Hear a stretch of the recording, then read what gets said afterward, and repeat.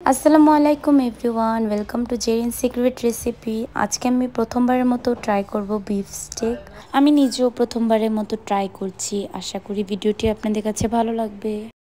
তাই এখানে আমি গরুর মাংসের 2টি পিস নিয়ে নিয়েছি এবং এটাতে সামান্য ব্ল্যাক পেপার, চিলি ফ্লেক্স এবং লবণ দিয়ে ভালোভাবে মাখিয়ে কিছুক্ষণ রেখে দিব। তার আগে আমি বিফটুকু লবণ দিয়ে পানিতে ভিজিয়ে রেখেছিলাম যেন বিফের থেকে কাঁচা স্মেলটি সরে যায়।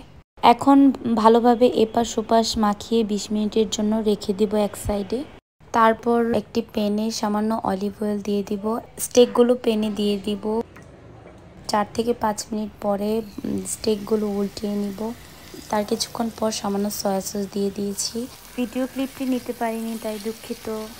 তারপর উল্টিয়ে পাল্টিয়ে ভালোভাবে কিছু রসুনের কোয়া দিয়ে দিব এবং তারপর সামান্য বাটার দিয়ে ভালোভাবে স্টেকগুলোকে ভেজে নিয়েছি। এপাশ ওপাশ করে স্টেকগুলোকে ভালোভাবে ভেজে নিচ্ছি।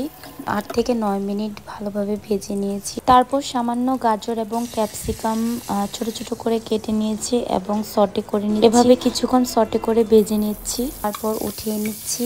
এভাবে 2 মিনিট ভেজে উঠিয়ে নিব। তারপর অন্য সাইডে ম্যাশড পটেটো বানিয়ে নিলাম। তাই এখানে আমি সামান্য লবণ এবং ব্ল্যাক পেপার এবং সামান্য দুধ দিয়ে দিয়েছি এবং তারপর বাটার দিয়ে ভালোভাবে ম্যাশ করে নিয়েছি। আজকের ভিডিও এইটুকুই। আমি খুব সহজ একটি রেসিপি আপনাদের সাথে শেয়ার করেছি। আশা করি রেসিপিটি আপনাদের কাছে ভালো লাগবে। আল্লাহ হাফেজ এভরিওয়ান।